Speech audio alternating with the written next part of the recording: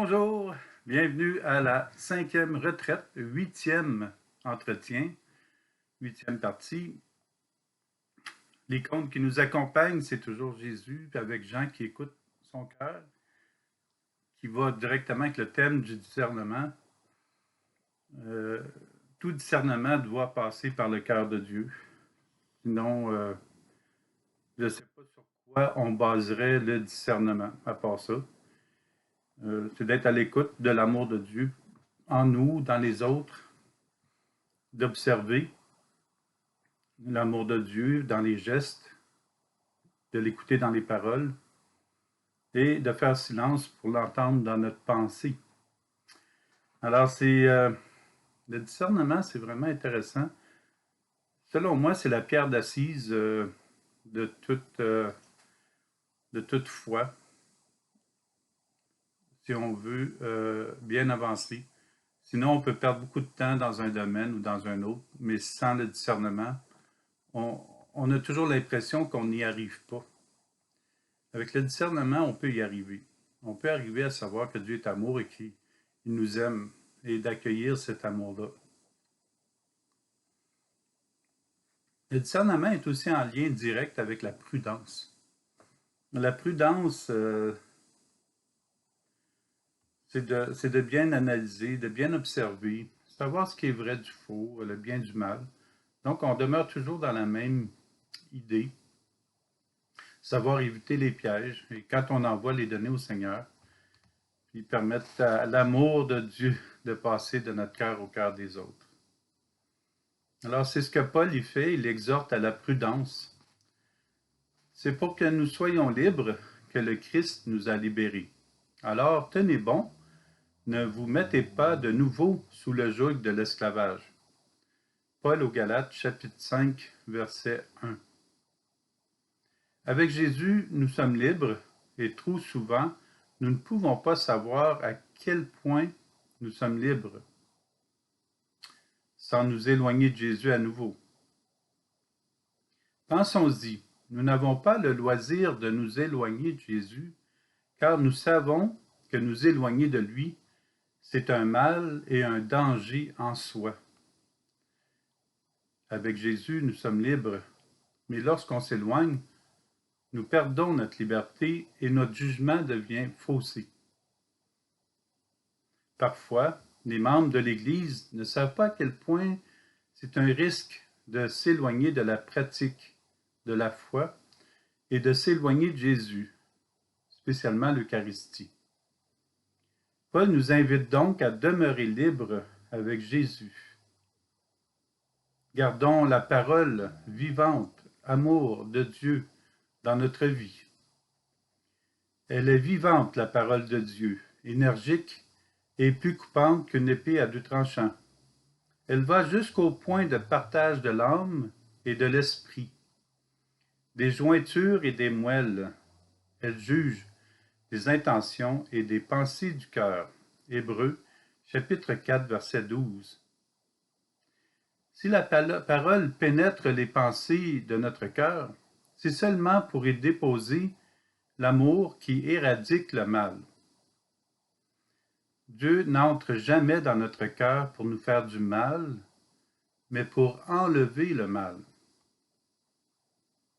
Jésus nous propose donc de garder sa parole vivante, afin qu'elle puisse continuer son travail en notre intérieur et nous conduire à la sainteté.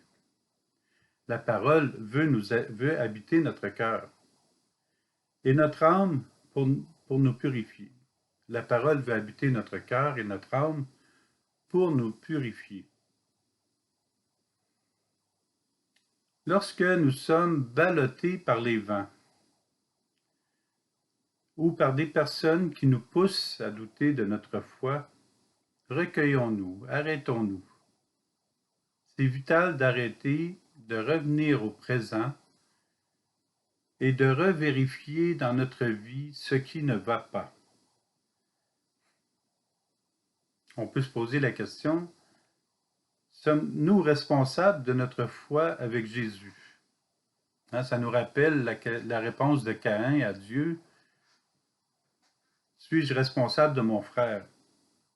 Alors ça, on l'a vu déjà dans les premières retraites. Mais sommes-nous aussi responsables de notre foi avec Jésus? Avons-nous laissé les autres s'occuper de notre foi? Sommes-nous à la remorque des autres? Ou si on a pris, on s'est levé debout et on a entré en relation intime avec Dieu, ce qui devrait être la base, d'être à l'écoute, d'accueillir l'amour de Dieu. Si notre foi s'éteint, si nous avons des difficultés à demeurer dans l'Église, c'est aussi un signe de nous rapprocher de Jésus dans son Église. C'est intéressant. Dès qu'on a un petit quelque chose par rapport à quelqu'un ou par rapport à la foi ou pardon, qui nous dit quelque part, bah, non, moi je pense que je vais tout laisser cela ou je vais m'éloigner d'une certaine manière, je peux le dire autrement. Si notre foi s'éteint, si nous avons des difficultés à demeurer dans l'Église, c'est un signe qui nous invite à nous rapprocher de Jésus dans son Église, au lieu de faire le contraire, et trouver de nouveaux outils pour avancer personnellement. Parce que souvent, quand on a pas le goût, mais quand l'éloignement devient comme une réalité, comme ça nous pousse à nous éloigner de l'Église, peut-être qu'on est rendu à une étape, puis on a l'impression de soit tout avoir manqué, ou les autres nous ont tout fait manquer. Et à ce moment-là, on est dans comme un charnier, on est comme au carrefour. Et on a à nous resituer, au lieu de tourner en rond, on nous resitue. Et ensuite, on peut prendre une sortie, c'est-à-dire une entrée, une nouvelle entrée qui nous garderait dans l'Église. Est-ce que je peux apporter quelque chose? Est-ce que je peux me resituer un certain temps, analyser où je suis rendu? Parce que si je pense que ça avance pas, au contraire, ça avance. Ma foi, elle avance chaque fois que je vais à l'Église et que je reçois l'Eucharistie. Persévérance, prudence, discernement. Persévérance, prudence, discernement. Réfléchissons à la qualité de notre foi, puis continuons l'approfondissement par les écrits de la messe, la parole de Dieu, par les messages que Jésus nous transmet. Demeurons ancrés dans son Église. C'est l'Église de Jésus, c'est lui qui l'a fondée. Ça, là, je pense qu'on a à prendre conscience davantage que l'Église, c'est Jésus qui l'a fondée. C'est peut-être à notre tour de porter la flamme de la foi et de transmettre la bonne nouvelle. Sinon, la tendance sera d'attendre que d'autres portent le flambeau pour nous, ne serait-ce que prier. Cette phrase nous interpelle. Tout homme est personnellement responsable devant Dieu. C'était l'introduction à la lecture du samedi 19e semaine du temps ordinaire, année B. Tout homme est personnellement responsable devant Dieu. S'il y a quelque chose dans toutes les retraites, c'est la responsabilité. Je suis responsable aussi de moi-même, comme des autres.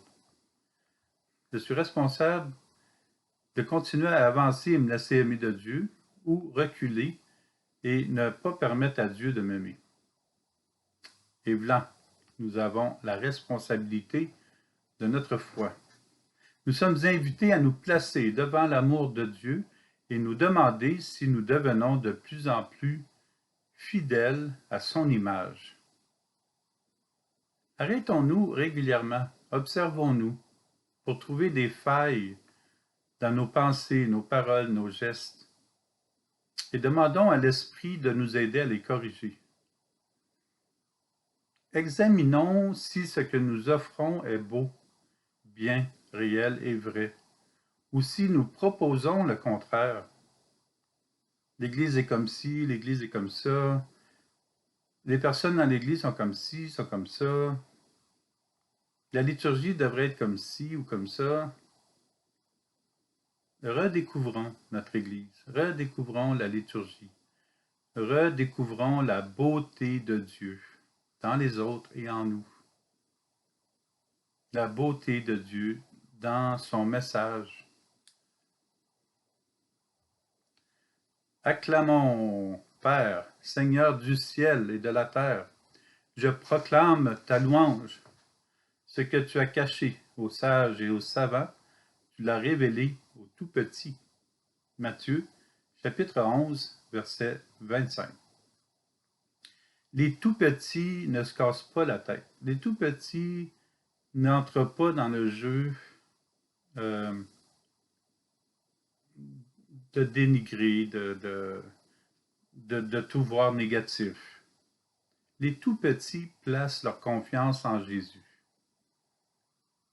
Ils se dépouillent de ce qui est inutile pour acquérir les richesses du cœur de Jésus. Jésus nous dit, laissez les enfants, ne les empêchez pas de venir à moi, car le royaume des cieux est à ceux qui leur ressemblent. Matthieu, chapitre 19, verset 14. Vivre avec un cœur d'enfant, c'est apprécier et rendre grâce à Dieu pour ce que nous recevons à chaque instant.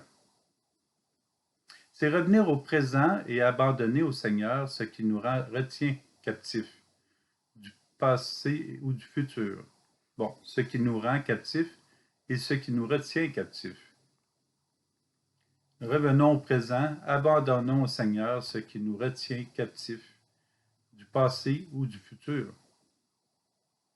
Quelle que soit notre vie passée, Dieu peut nous ramener dans la bonne voie lorsque nous le lui demandons et que nous plaçons résolument notre vie à la suite de Jésus comme nous le pouvons.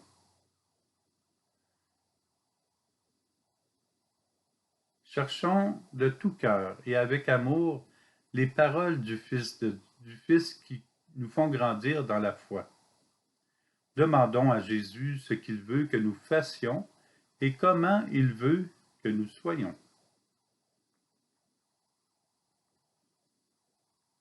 Et rappelons-nous que la majorité des péchés ou du négatif tombe sur le dos de Dieu. Comme il est écrit ici, « Venez, retournons vers le Seigneur. » Écoutez bien ceci.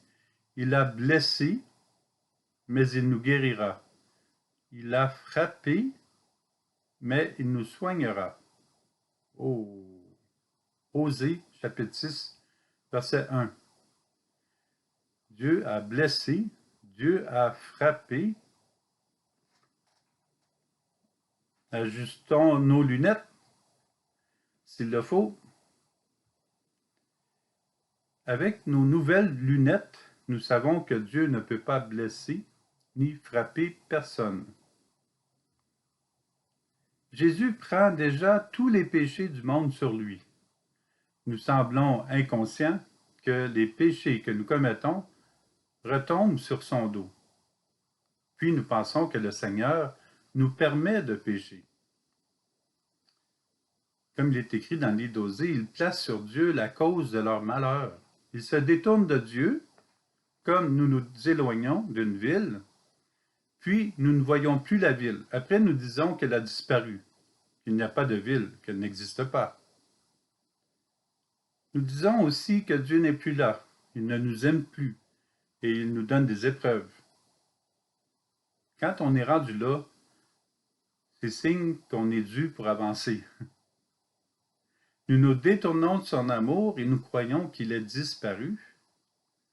Dieu a disparu et nous rendons Dieu coupable de nos péchés en pensant le déjouer.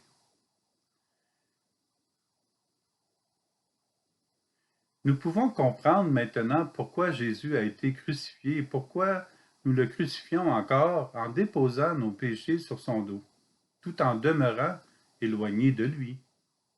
L'un va avec l'autre. Le péché, c'est l'éloignement, et ça nous fait mal, ça va faire mal aux autres.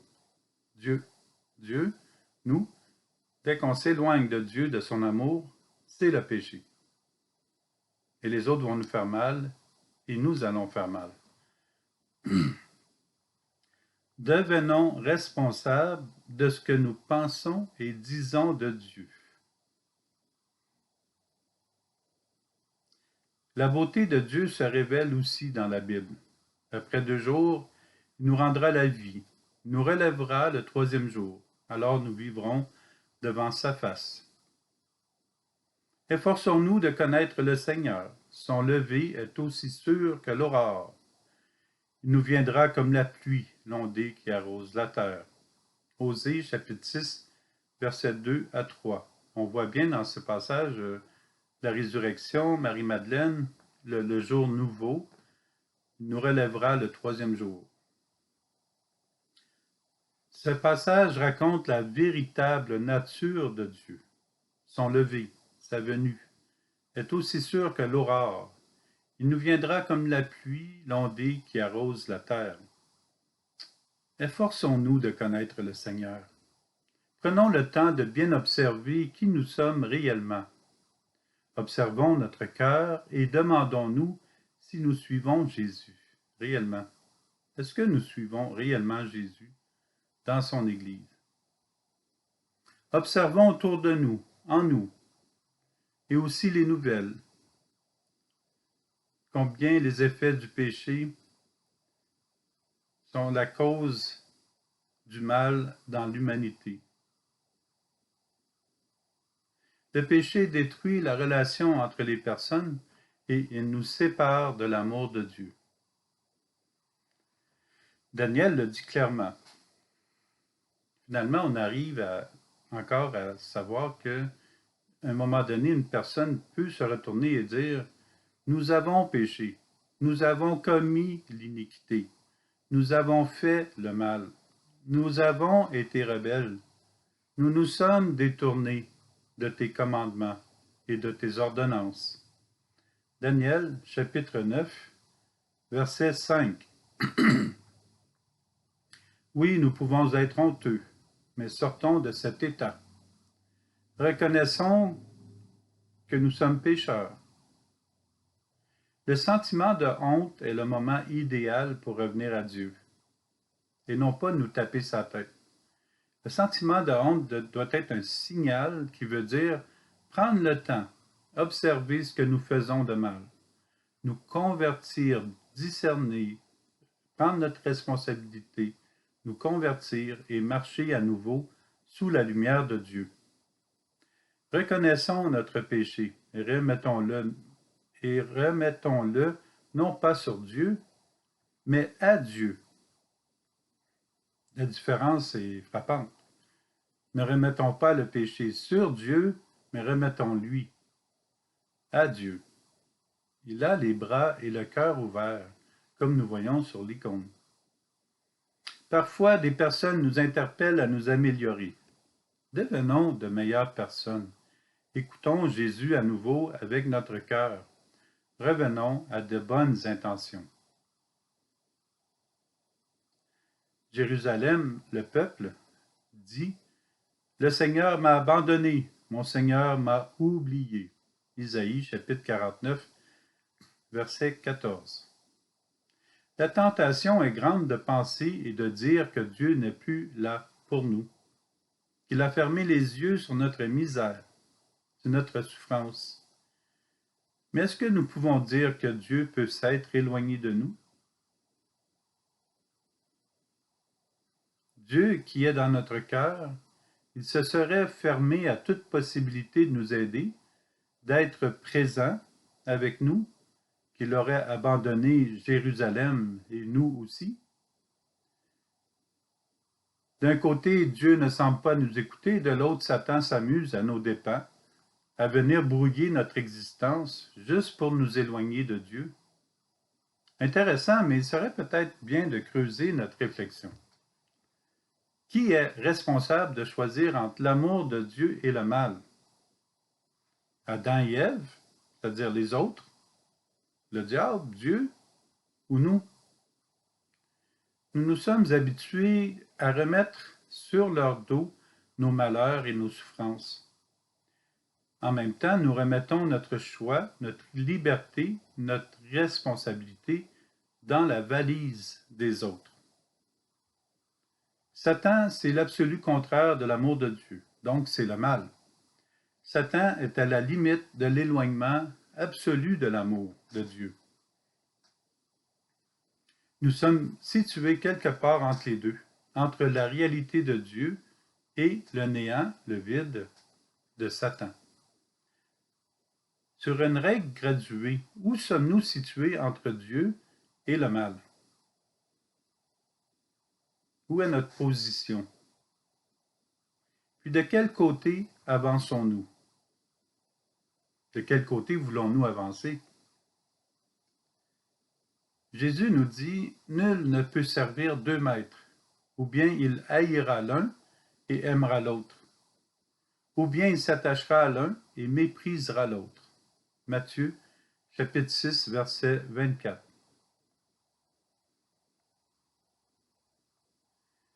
Cette phrase est directement liée à notre liberté et à notre responsabilité.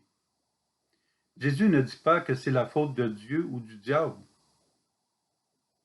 Nous devons choisir l'un ou l'autre, mais pas les deux. Et le diable, c'est le mal. Nous ne pouvons pas tout prendre. Nous sommes invités à devenir responsables et libres. Entre le bien et le mal, observons notre position sur la règle graduée. Les problèmes commencent par l'éloignement de l'amour de Dieu. Les problèmes commencent par l'éloignement de l'amour de Dieu. Sauf pour Jésus. Jésus est le seul qui ne s'éloigne pas de l'amour. Mais le mal, les refus de l'amour de tous, sont la cause du martyre et de la mort de Jésus. Cependant, il a vaincu la mort et il est vivant. Nous avons le choix, et seulement nous avons ce choix. Continuer avec l'amour de Dieu ou décliner son offre. Bien sûr que le mal nous influence. Le démon est actif, le mal est actif, mais il ne décide jamais pour nous. Il ne peut pas décider pour nous. C'est notre responsabilité. Suis-je responsable de mon frère, Caïn, dans la Genèse? Suis-je responsable de ma foi? Nous sommes influencés par le mal, mais Dieu nous attire à lui.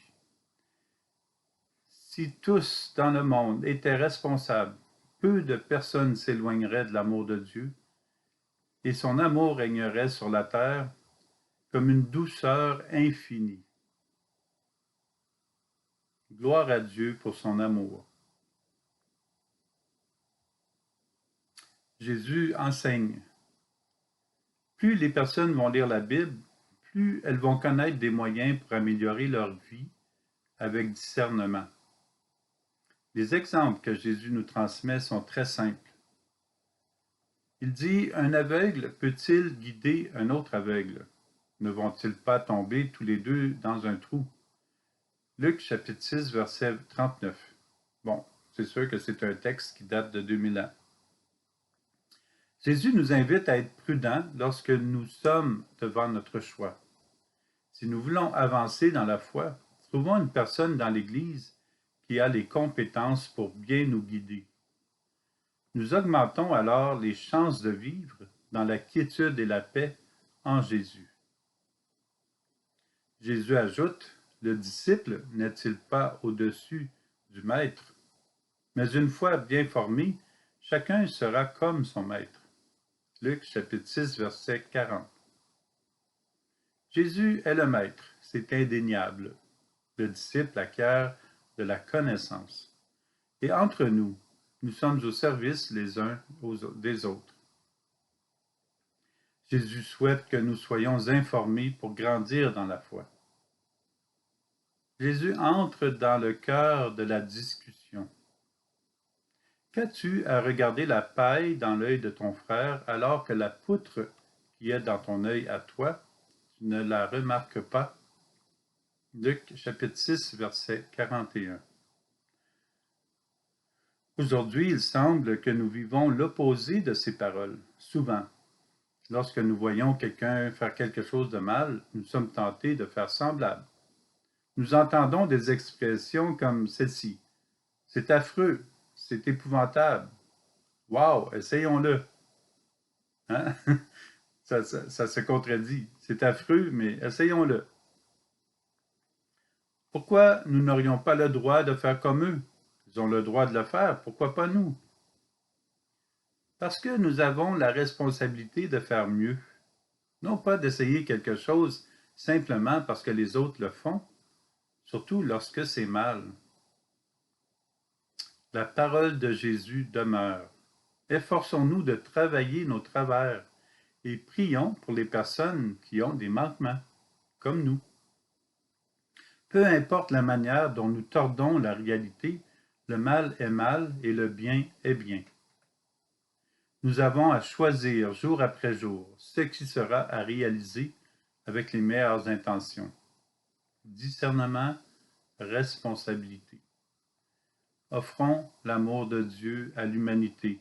Permettons à Dieu d'offrir lui-même son amour à l'humanité.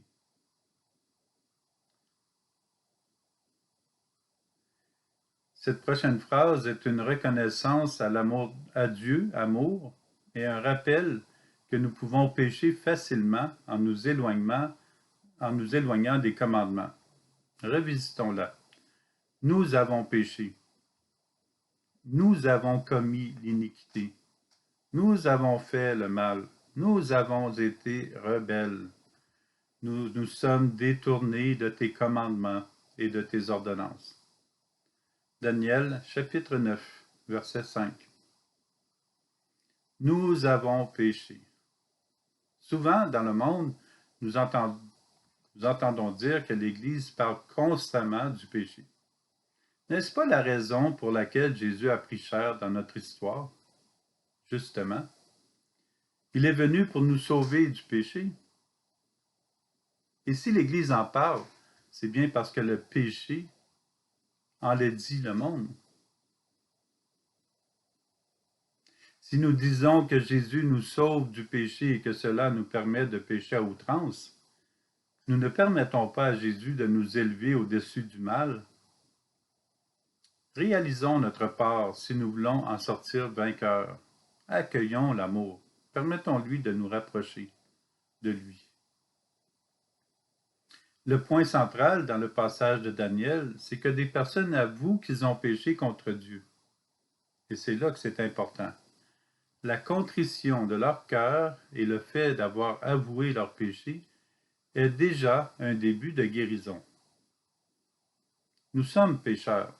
Nous avons besoin d'avouer nos torts, et être pardonnés par Jésus dans le sacrement de la réconciliation et de la pénitence pour guérir du mal. Avouer notre tort de nous être éloignés de Dieu.